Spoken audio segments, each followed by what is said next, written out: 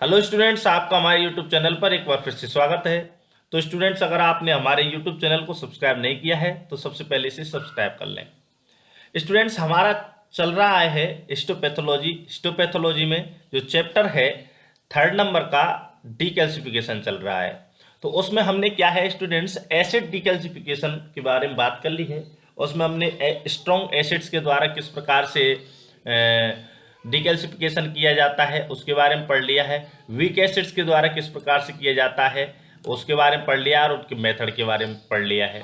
फिर उसके बाद में हमने जो पिछला जो वीडियो था उसमें सरफेस डीकैल्सिफिकेशन के बारे में पढ़ लिया था, जिसमें हाइड्रोक्लोरिक एसिड को हम काम ले रहे थे। इसी प्रकार से हमने decalcification of bone marrow biopsies के बारे में बात कर ली है। अब हमारा जो अगला जो मेथड है एसिड डीकैल्सिफिकेशन के बाद में, वो अगला है use of ion exchange resin के द्वारा किस प्रकार से डीकैल्सिफिकेशन किया जाता है। तो इस वीडियो हम बात करने वाले हैं कि आयन एक्सचेंज रेजिन्स और चिलेटिंग एजेंट्स के द्वारा ये किस प्रकार से काम में लिए जाते हैं, किसमें, डीकैल्सिफिकेशन में। चलिए तो हम बात करते हैं। Ion exchange resin is decalcifying fluid are use to remove calcium ion from the fluid. तो ये जो रेजिन्स होती हैं वो कैल्शियम आयन को निकालती हैं। Therefore, ensuring a rapid rate of solubility of calcium from tissue and reduction in time of decalcification। तो ये क्या है, आयन एक्सचेंज रेजेंट जो है उनके साथ में क्या है, ये जो कैल्शियम है ये सॉल्युबिलिटी ज़्यादा रखता है। रेट जो रैपिड रेट होती है इसकी सॉल्युबिलिटी की, इस वजह से क्या है, जो टाइम कम लगेगा, इसी वजह से क्या होता है, टाइम कम लगता है आयन एक्सचेंज रेजेंट से। The reagents and ammoniated salt of sulfonated resin along with various concentration of phosphoric acids are used। तो किस किस प्रकार की जो रेजन है वो काम में ली जाती है, वो है ammoniated salt of sulphonated resin. ये काम में लिया जाता है किसमें, डीकैल्सिफिकेशन में। तो ये आप याद रखें, आयन एक्सचेंज रेजन में क्या है, पहले तो आयन लेंगे और रेजिन लेंगे, ठीक है। तो आयन कौन सा है, अमोनिएटेड साल्ट, ठीक है। फिर क्या है, सल्फोनेटेड रेजन है। तो आयन एक्सचेंज और रेजिन ये आपस में एक्सचेंज करते हैं, जिससे कि क्या है, डीकैल्सिफिकेशन होता है along with various concentration of, फिर जो फॉर्मिक एसिड्स की जो कंसंट्रेशन है उनके साथ में। तो ये इसका कंपोजिशन हो गया है। अब आगे हम बात करते हैं। Resin is layered on the bottom of container to a depth of ½ inch, the specimen allowed to rest in. तो क्या है कि जो कंटेनर होता है उसके ½ इंच तक हम क्या है, रेजिन को लेयर कर देंगे और उस पर क्या है, स्पेसिमेन को रख देंगे।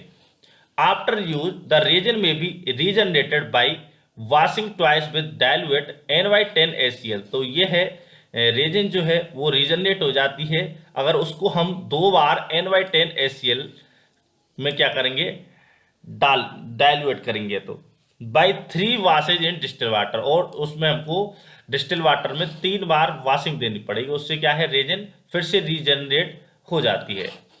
आगे बात समझ में। तो रेजिन किस प्रकार से रीजनरेट होती है, जो रेजिन जो होती है वो रीजनरेटर किस प्रकार से होता है कि उनको 2 बार तो आप क्या करेंगे, NY10HCl में डाइल्यूट करेंगे या वाश करेंगे, उनको 2 बार डाइल्यूट NY10HCl में वाश करेंगे। फिर उसके बाद में 3 बार क्या है, डिस्टिल वाटर में वाश करेंगे। तो 2 बार वाशिंग देंगे, पहली वाशिंग NY10HCl में देंगे, वो 2 बार देंगे, और दूसरी जो है वो 3 बार देंगे, डिस्टिल वाटर में देंगे। तो उससे क्या है, आयन जो रेजिन है वो रीजनरेट हो जाएगी। Use of ion exchange resin has advantage. अगर हम इसका यूज करते हैं तो पहले हमने बात की थी ना कि इनमें क्या है, रैपिड रेट होती है सॉल्युबिलिटी की। तो दैट्स वाई हम कह सकते हैं कि फास्टर डीकैल्सिफिकेशन होता है आयन एक्सचेंज रेजिन से।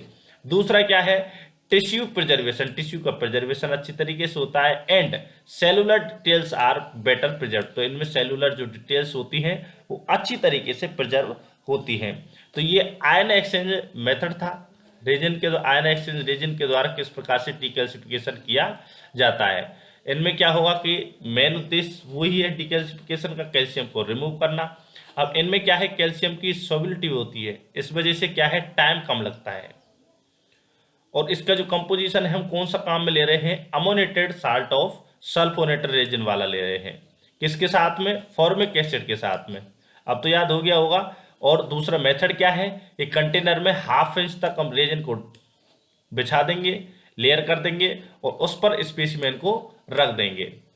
ठीक है। फिर अगर हमको रेजिन जो है उसको रीजनरेट करना है तो उसे हम 2 बार तो डाइल्यूट N/10 HCl में वॉशिंग देंगे, फिर उसके बाद में 3 बार जो है डिस्टिल वाटर में वॉशिंग देंगे। इस प्रकार से जो रेजिन है वो रीजनरेट हो जाएगी। अगर हम यूज करते हैं आयन एक्सचेंज रेजिन का तो उनसे ये है कि फास्ट डिकैल्सिफिकेशन होगा, टिश्यू प्रिजर्व होगा एंड सेलुलर डिटेल्स जो होंगी वो अच्छी तरीके से प्रिजर्व रहेंगी। ये हमने बात कर ली है, अब आपको अच्छी तरीके से समझ में आ गया होगा। अगला जो मेथड है वो है चिलेटिंग एजेंट्स। तो chelating agents are organic compounds which have the power of binding certain metal. तो चिलेटिंग एजेंट्स क्या होते हैं, वो मेटल्स के साथ में बाइंड होते हैं।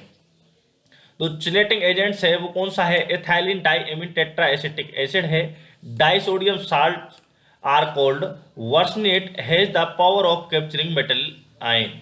तो ये जो है बेसिकली हम अगर बात करते हैं तो जो ईडीटी है वो उसकी बात कर रहे हैं, और जो डाइसोडियम साल्ट है जिसका नाम देते हैं वर्सिनेट, या इसका हम दूसरा नाम एडिटेट भी देते हैं।